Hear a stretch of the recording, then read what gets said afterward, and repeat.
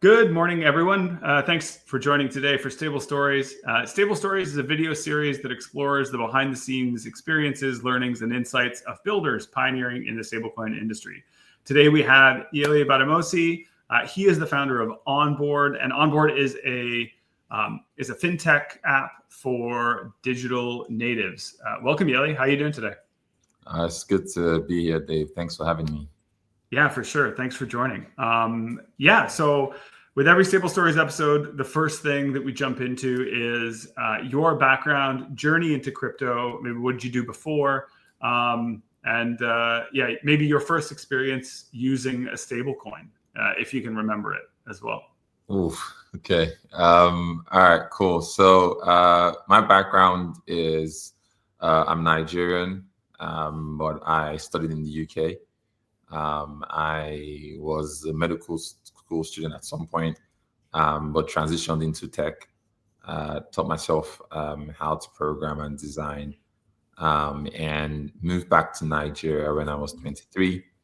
I was a first employee in a company that got acquired, and started a venture fund that was investing in early stage startups. It's called Microtraction. Has about 80 portfolio companies today. And I kind of discovered crypto 1 year after I started Microtraction. And that was primarily through Twitter, actually. So, a lot of Silicon Valley VCs at the time, we were all talking about like crypto, Ethereum. This was in maybe 2017. And, what drew me was this idea that we could build parallel economic systems that were not necessarily, that was not tied to a particular geographic location. So for me, I've always been drawn to this idea of like freedom as a kind of core value, and crypto really represented that for me, right? I thought this was something that would change a lot. And so that was kind of how I got into crypto. A lot more stuff happened after that. But I think my first stablecoin experience was when I was this was on Binance.com, right? So they had like USDT. And for me, it just felt like, a very natural way to like hold value in crypto without converting it to like local currency, right? And so that was sort of the key thing for me. It was like I could hold value in USD and not bringing it into like the traditional system or things like that. In terms of like actual utility, what was really interesting was when I was in the US and I'd invested in two companies that one of them was a crypto app, and then the other was like this wallet that I could deposit crypto into. So I sold some Bitcoin, withdrew stablecoin, sent it to this wallet, and then I kind of used it to pay for my Uber, right? Because I didn't have, like, back then it was difficult to get like dollars, or like cash. So I used that as a medium of exchange to move money between the apps, and then I was able to get into my Uber. So that was like, I was like, whoa, the fact that I could move money like that quickly across the world was insane. Yeah, it's incredible. And I mean, I can't speak for you, but the very first time you use a stablecoin in the real world to do literally anything just feels like magic. Like there is actually a little bit of like, oh, this actually worked. Like, oh, it is real. Even though you've been working in it for so long, that every time, and it still happens actually. Whenever I use one of my cards, you're like, oh yeah, this is awesome. I want to double click into something you said real fast before we move on to the next thing. But you mentioned that part of the thing that drew you to crypto was the ethos of freedom. I mean, 2017 is a long time. 2017 might as well be a million years ago in crypto space. Like, how are you seeing, like, How are you seeing that core ethos evolve? Is the industry heading in the right direction? Are there any compromises being made that you see, or like what's your general take? Like a gut check on what brought you in, is where we are now. Like, are we So, living to up to be that? honest, like I was telling someone recently that like I feel sort of like lost in crypto. And what I mean by that is a lot of the ethos of things that drew me into this space and the community and people that I met feels very, very different right now. Right. So it feels very nihilistic, tribalistic, very speculative. Um, and there have been like a number of like compromises. To be honest, like I'm not a um there's a word, but I'm not someone that is like a full like libertarian. I do think Yeah. that for crypto to go mainstream and for us to sort of drive like adoption, you do have to bridge some parts of crypto with the real world, and then you then have this endless frontier at the edges of crypto once that money is like on chain. um but when I think of, but what I do remind myself, like where I find solace is that the fundamental ethos of crypto is actually this idea of like being able to like create a fork, right? When values no longer align, right? Like you can recodify those values, and if you put those value systems into the world, and there are some sort of people that believe in it, then you can kind of like start this your own thing, and that's how crypto has continued to evolve in so many ways, right? So I think for crypto to become big and be like something that is being used by a billion people is going to evolve, much broader and in a lot of like very unexpected ways than the early days. So I've been able to reconcile that feeling, although I ask myself like, what does that look like to find that subset of people. But on a very high level, I do think that the we're seeing two large sort of let's say segments, right, or like subsectors. So we have kind of like the stablecoin on-chain finance, or like fintech 3, that is becoming like really regulated and using for cross-border payments and things like that. And then the other side, we have like the on-chain, hyper speculative, very sort of crypto native edge use cases that are pushing the boundaries of crypto, right? And so you have these two, like at the extreme ends, and they're both pulling in opposite directions, but they are still connected to the same core. But on a personal level, I think like I am leaning more. It's like how you have like left and right in like politics. I feel like I'm leaning more on this side, on the stablecoin side of things. But yeah. Yeah, I think I share a lot of those feelings. Also, having been around since 2017, Mhm. and I've always actually said that like the core principle that needs to be preserved is the ability to rage quit. Right, like at the end of the day, if you can rage quit, Mhm. then it Mhm. forces competing networks to Yeah. compete in an open Yes. market, and there's going to be a lot of manifestations of that, and it's going to be messy, which is like the hallmark of a Yep. decentralized system. Yep. But if that can be preserved, then we're in tentatively good shape. Yes. Yes. I also think there's going to be this is a bit of a non sequitur, but I think there's going to be a bit of a return to cypherpunk Mhm. movement that manifests in crypto over the next little while Mhm. as a function of the Yes. nihilism that you've been describing. Because I think a lot of people from that early cohort, probably share like Yeah. some of the same like thoughts and feelings, right? Yeah. I mean, I Yeah, think that would be amazing. Kind of. I mean, like we've known each other for like a while, like a year and a half, and I tried to do something, within that direction with like on-chain dreamers. Yeah. I think like what I learned was it's really, really hard to, with Bitcoin, we had like this white paper, right? And Yeah. with Ethereum, we had like this white paper. There was always something that was almost like the constitution, if you will, that everybody kind of rallied around, right? So even though we had this amazing community of like builders, the way on-chain Gmas was positioned and how we pulled it in was almost like we're gonna have this DAO and we're gonna support each other as we are like building apps or like doing things on chain, right? But it wasn't, it was more like come to this network and get support, as opposed to here is the constitution or here is this thing. And if this is interesting to you, you can opt in, right? And I think that is a very, very, that's a very sort of like crypto native and centric way of building communities that we didn't have.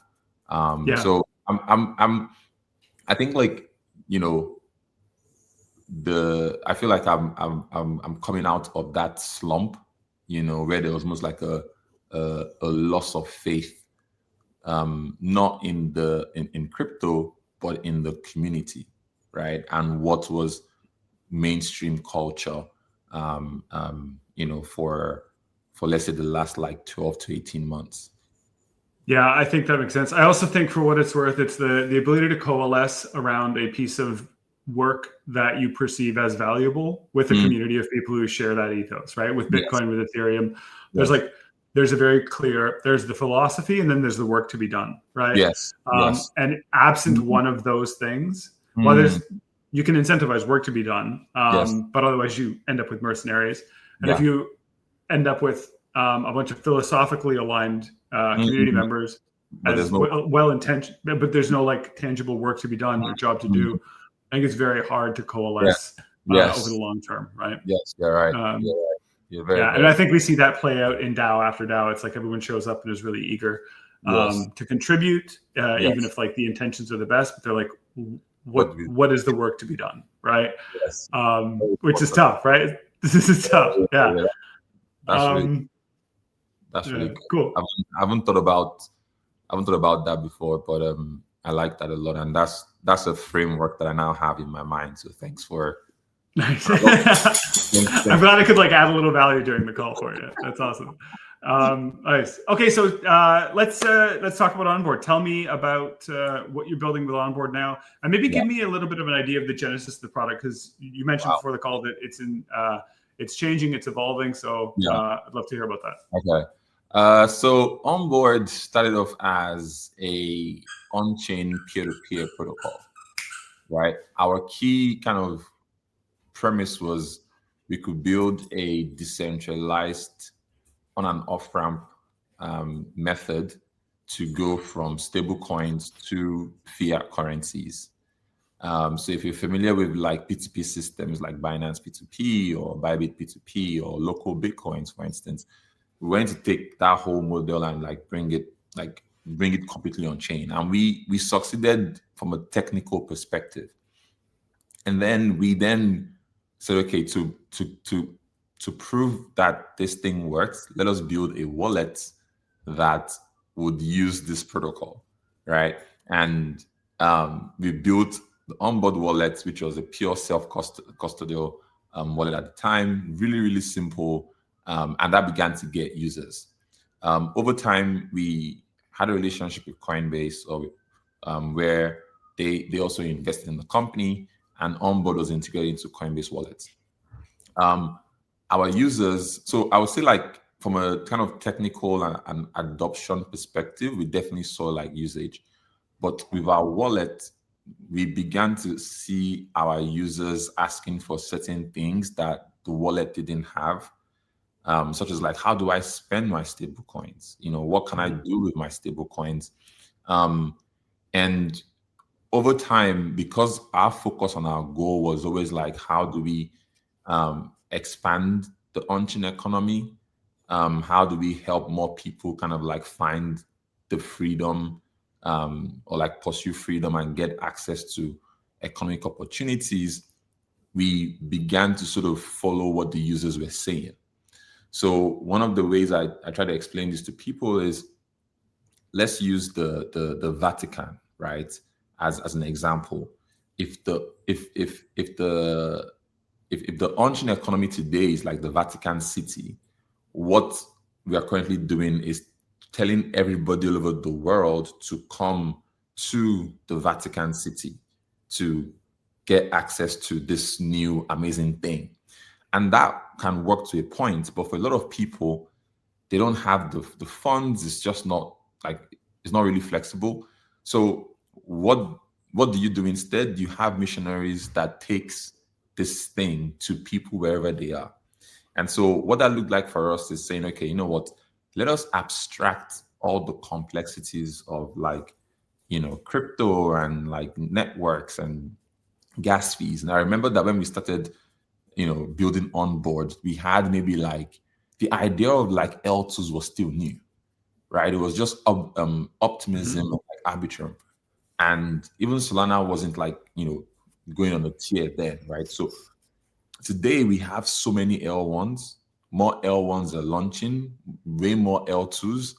And even some of the L1s might end up having L2s in the future. So the space, if you're within a self-custody wallet, like good luck, is hyper fragmented, right? Yeah. So for us, we're like, you know what, we know that the technology would sort of coalesce at some point, but as opposed to giving our users a worse experience, why don't we abstract all of that complexity? And when we spoke to our users, what they wanted was, access to financial services that do not discriminate based on where their location is. So today, Onboard, is a fintech app that allows you to receive USD or stablecoins, and you can spend it, you can send it, and also convert it to your local currency, right? So it functions like a bank, it functions like a Cash App or Revolut, but regardless of where you are in the world, you can use it. Yeah, it's been an incredible journey. The amount of infrastructure that is like popping up, it's like, wow, the things we're trying to do, and we had to build so much ourselves. There are a lot of APIs for it these days. So it's quite an exciting time to be in the space, especially when you consider the regulatory progress that we've had over the last 12 to 18 months. Yeah, definitely. How are you thinking about pulling in and abstracting away at the UX level all of these new stablecoins and chains, like in terms of priority? Because like you said, it is a Cambrian explosion of new chains and new tokens. And it seems like I actually recorded a previous episode and we were talking about fragmentation seems like it's going to be solved at the UX level, the interop at the UX level, right? Yeah. How are you thinking about what direction to go in terms of new integrations or support for the Onboard platform? So I think for us, like, it's, like my core framework now as a founder, and I think like I've had to suffer, ego death. And so it's to be just like extremely humble because, I don't know, like I can have an assumption, hypothesis, but the users know what they want, right? So we want to be a company that is very user-led. And, we want our users to be the ones sort of like telling us to, what's the word now? To basically give us direction on what particular things are missing from Onboard. And I think, like Instagram did this really well. Like Instagram for a long time were notorious for not adding like a ton of functionality, right? And that's kind of like how we want to be, because there's so many, there are a lot of chains that came out with a blast, and like today they're not even like anywhere, right? So if you're chasing all these integrations, what then happens is that you're focusing on the integrations and not the users. Now there is some things that could make some chains like or networks like more attractive, but those look more like yield and sort of offering incentives that we at the application or interface layer can then use to like bring on like create reasons for these users to sort of like switch, from whatever workaround or product or tool that they're using, right? So that is kind of where that becomes, really valuable for us. Awesome. That's really interesting, especially the idea of user-led roadmap development. Yeah. How do you actually go about collecting the feedback from the users to inform decisions on what to do for new integrations and updates? Yeah. So funny enough, like I literally just did a tweet earlier today that was like literally about this, right? And what we've been able to do is we had to do a bit of data analysis to figure out like, which users are using Onboard exactly the way we want them to, in terms of this becoming like a primary bank account for them, right?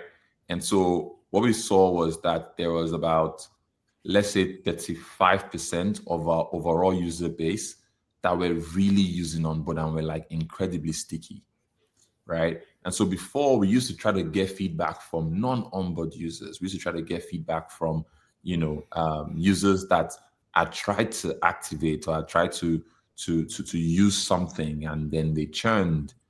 But now, like, we're just super focused on like those users that have found value with Onboard, because there's a call we did 2 days ago, and we've sent that 1 hour recording around the team, and everybody's just like, wow, I feel so energized. Like, because you hearing somebody, like the depth of feedback that you get from somebody who is like really using your product and like has the context about like the alternatives and why they switched and what's working and what's not working. It's so much different than what we were getting when we're trying to speak to everyone, right? So, I have 3 mantras for this quarter. One is no excuses, just execution. Number 2 is like quality over quantity. And the number 3 is like depth over breadth, right? And so that's just sort of like that. Like everything I'm doing is all about just like what I'm saying no to, like trying to be focused on the people that like are super valuable using, and then going from there. Yeah, that's such a like common sense approach. There's probably a lot of crypto projects out there that that would do well to onboard that.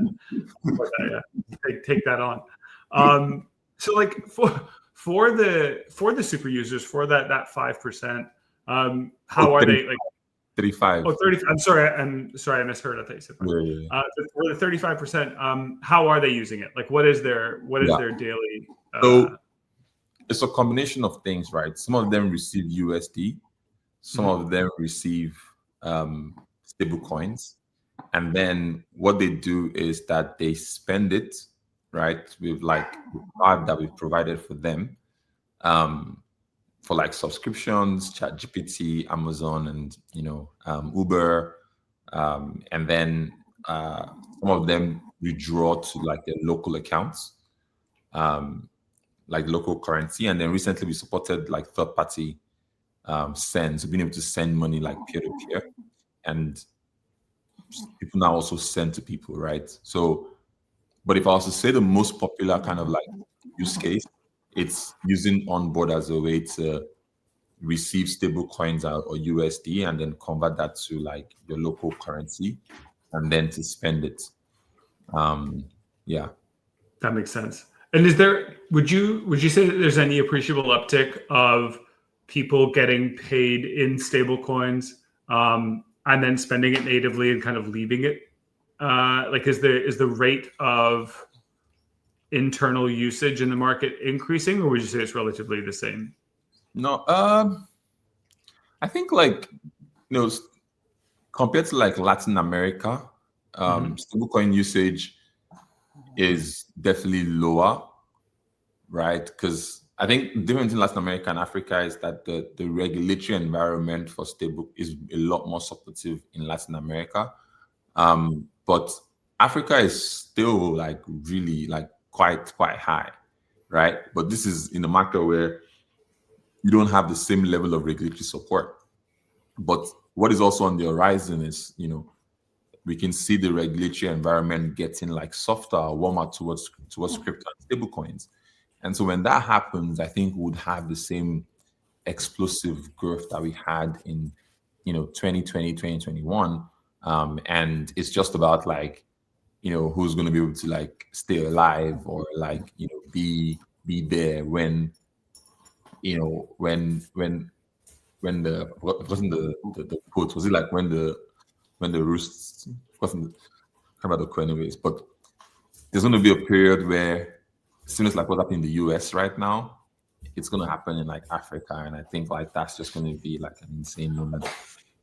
So stablecoins are recognized as crypto's killer use case. And, funnily enough, for many years, stablecoins have been crypto's killer use case in a lot of markets already. Markets in Latin America and in Africa who largely have adopted stablecoins as a function of necessity, either as an inflation hedge or value preservation. And I'm just wondering what parallels or differences you think there might be in broader, more financially stable markets in North America, Europe, other places of the world, because everyone's talking about this massive wave of stablecoins coming, but without the accelerant of necessity. Yeah. What might be the tipping point there? So I think like I do think that there is so when it comes to like stable coins in emerging markets, like you said, it was a case of necessity and it was a grassroots movement, right? But it still wasn't something that was, at least in Africa, wasn't something that was like publicly used by like large corporates or like large fintechs. It was always users or people using it, from a grassroots perspective, right? Or from like a gray perspective. And by gray, I mean, is there a regulatory position, and is this like, is this sort of like illegal or legal, right? In a lot of countries, there was no statement, right? So that's why it was kind of like gray. Now, in the US, because you didn't have the same necessity need, right? You didn't have the same grassroots sort of like approach to it, right?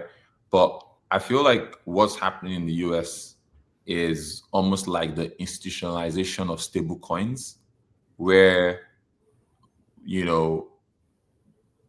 entities that were not necessarily financial institutions can potentially begin to play in finance, right? So I imagine there'll be like large corporates that'll be thinking about issuing their own stable coins. Maybe they want to do some kind of like, rewards program or like a cashback program. I think instead of using Swift, you have people who are then using a much faster, probably not even cheaper. It's just like faster. Instead of waiting for 2 or 3 days, now you can move large amounts. I'm talking like tens of millions, hundreds of millions of dollars on chain, and you are not worried that this money is gonna, disappear or something negative would happen, because it's like as a CFO, it's like when they say you don't want to get fired for using IBM. If you use stable coins to move $50 million and something went wrong, like why are you using stable coins, right? But now it's a JP Morgan or Bank of America has their stable coin, you can use that, right? And there will be different shapes and molds. Some of them will be on like centralized chains and stuff like that, right? Now, but what the institutionalization of stable coins in the US does for Africa and like other emerging markets is that it also accelerates the rate at which these markets get regulated, right?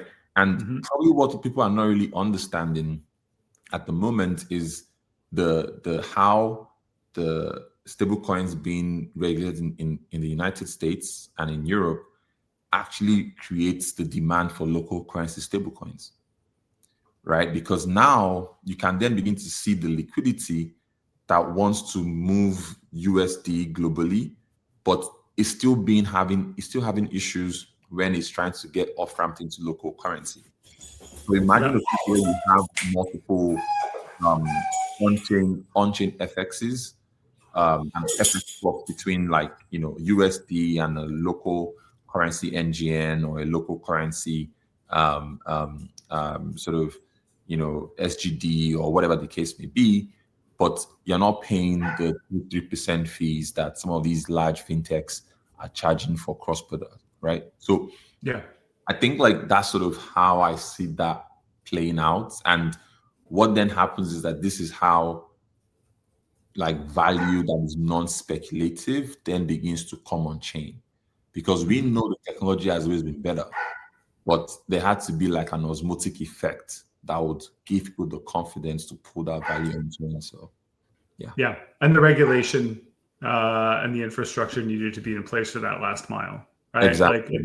It's honestly been very easy to move a dollar globally for almost nothing for a couple of years, right? Yes. And Yes. it's been at the edges, right? Yes. That there has been both tech deficit and also bottlenecks, right? Exactly. Yeah. Exactly. Because Cool. on a personal level, I feel like I've been building around these edges and bottlenecks for stablecoin on and off ramping and movement for a very long time. For someone like me, I always feel it felt like I was playing soccer on a minefield that had glass in there, and Yeah. now I'm being asked to play it on a grass field in,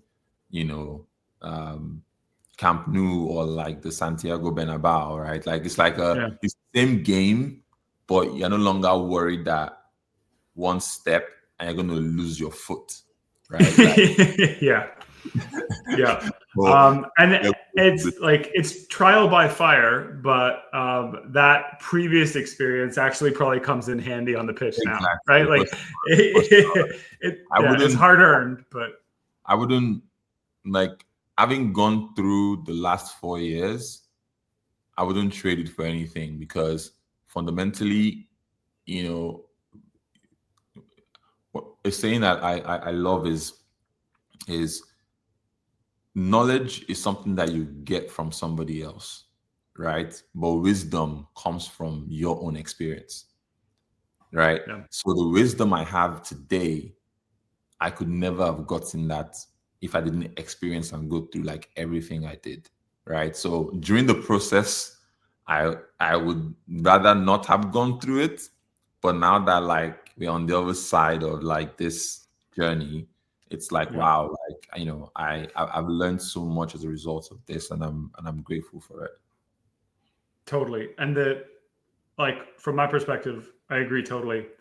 It feels like hell a lot of the time, but to have the opportunity to have lived through that period of time in, if crypto ends up being what everyone thinks crypto ends up being, that 8 years at the beginning, 12 years even for people who go back further than I do.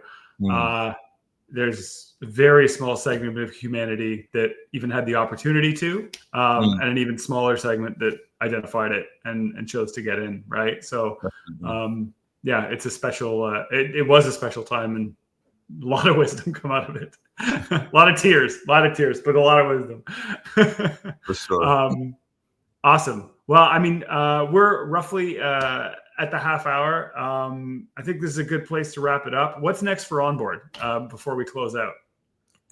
So for me, it's just continue to go deeper. I want to build something that users really love, and I'm kind of excited to see how the journey plays. So I think what you can expect on my side is not just building in public, but building with vulnerability, and sort of being open and sharing our mistakes, what we're thinking about, and hopefully that can attract the community that are curious about building a stablecoin neobank for people globally. And like the value system that we have is what makes somebody want the value system, and transparency is what makes somebody want to be a part of using the product and helping us make it better. I love it. It's awesome. We will also put links in the YouTube show notes as well, so that if people want to go check out Onboard, get on board, use Onboard, they can as well. Yele, thank you so much for joining today. This has been a blast. It's good catching up with you. We haven't had a chat for a while, so it was also a great opportunity to say hi. Thank you very much. Thanks so much. Awesome. Enjoy the rest of your day. Cheers. Cheers. Bye.